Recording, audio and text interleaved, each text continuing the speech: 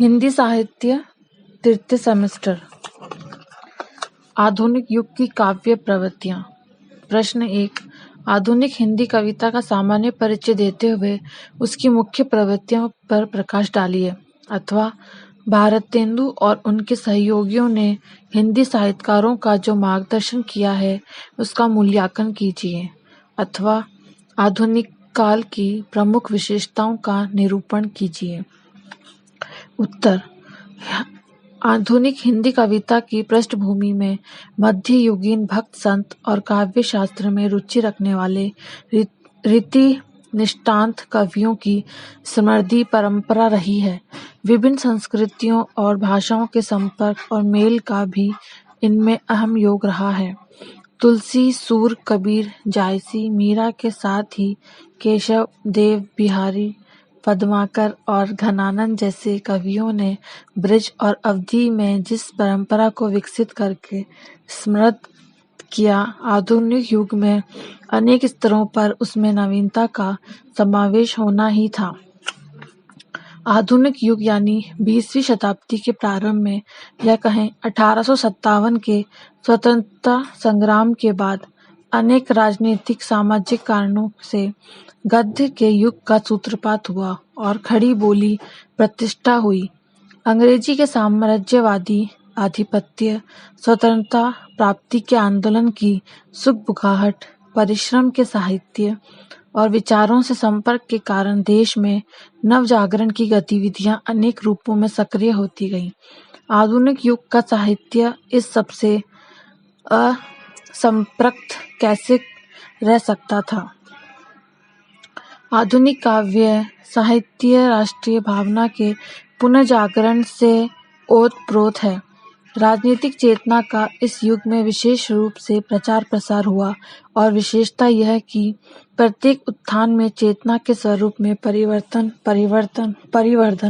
होता रहा। प्रथमोत्थान अर्थात भारतेंदु युग में राजनीतिक चेतना के फलस्वरूप राजभक्ति, देशभक्ति, देश के अतीत गौरव का गुणगान, अर्भाधीन पतनोन्मुख अवस्था पर विलाप, भारतीय जनता की जागृति का संदेश और साथ ही उसके गौरव के रक्षक उपाय बताया गया। द्वितीय उत्थान द्विवेदी युग में नवीन राष्ट्रीय भावना का प्रादुर्भाव कांग्रेस की स्थापना के कारण हुआ।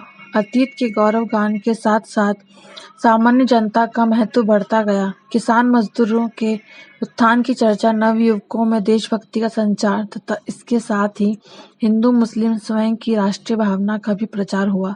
यदि भारतेंदु युग हमें देश की पतनावस्था का ज्ञान कराता है, तो द्वितीय युग संगठन की सच्ची प्रेरणा देता है। तृतीय उत्थान ब्रैकेट में छायावाद युग में इस राष्ट्रीय भावना का और अधिक विकास हुआ। साहित्य में गांधी के प्रभाव से अहिंसात्मक राष्ट्र प्रेम का सिद्धांत प्रतिफलित हुआ।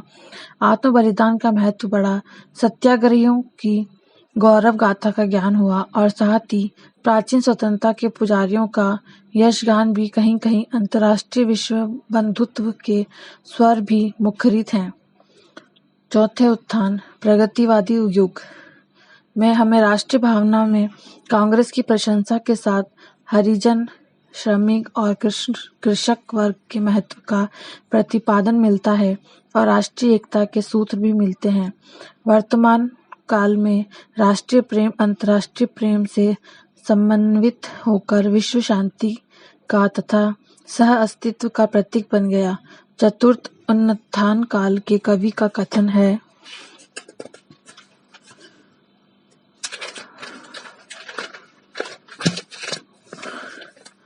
सर्वदेश सर्वकाल धर्म जाति वर्णकाल हिलमिल सब हो विशाल एक हृदय अनगणित स्वर। भारतेंदु युग में हमें ग्राम्य साहित्य का स्वर कजरी, ठुमरी, लामरी इत्यादि में मिलता है। द्विवेदी युग में शैली में इति वृत्तात्मक के स्वरूप का समावेश होता है तथा छायावादी युग में छायावादी और रहस्यवादी शैली का मिश्रण कोमलकांत पदावली के रूप में परिलक्षित होता है। प्रगतिवाद में एक बार कोमलकांत पदावली तथा अलंकारिक शैली का विरोध हुआ और मार्क्सवाद से प्रभावित विचारधारा को सरल और अलंकार रहित शैली में व्यक्त किया गया। आधुनिक युग का साहित्य जनवादी विचारधारा से ओतप्रोत है। अब साहित्यकार का साहित्य उच्च वर्गीय न रहकर परंतु वह जनवादी विचारधारा से प्रभावित होकर यथार्थ की भूमिका पर आकर विकसित एवं परिप्लावित होने लगा। मार्क्सवादी विचारधारा के प्रभाव के परिणाम स्वरूप लेखकों की लेखनी निम्न वर्गीय तथा शोषितों की चेतना को व्यक्त करने में संलग्न हो गई। इस काल का साहित्य प्रकृति के मधुर चित्रण में भरा पड़ा है। कवि मानो प्रकृति के माध्यम से ही अपनी बातें व्यक्त करने लगा। यही कारण है कि प्राकृतिक सौंदर्य के स्वतंत्र काव्य भी प्राप्त होते हैं, जिसमें रहस्यवादी गुट भी पर्याप्त मात्रा में मिलता है। प्रकृति के विभिन्न उपकरणों को लेकर उन पर कविता की जाने लगी, जैसे बादल, ज्योत्सना, बसंत, झरना, नदी, पावस, शिशिर, पतझड़ आदि। बादल पर कवि की स्वतंत्रता कल्पना दृष्टव्य है।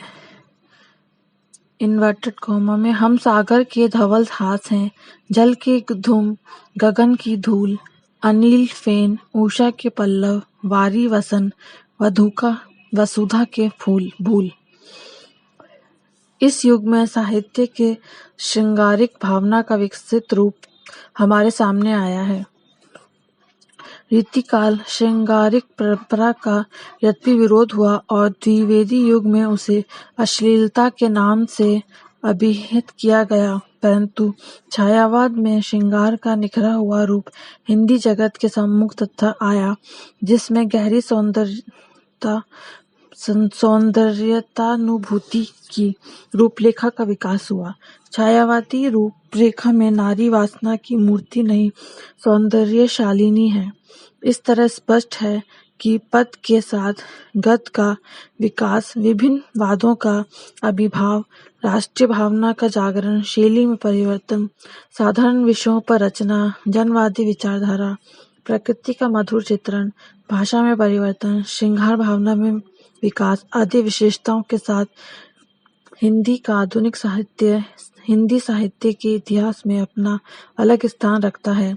इस साहित्य का अपना अलग महत्व है।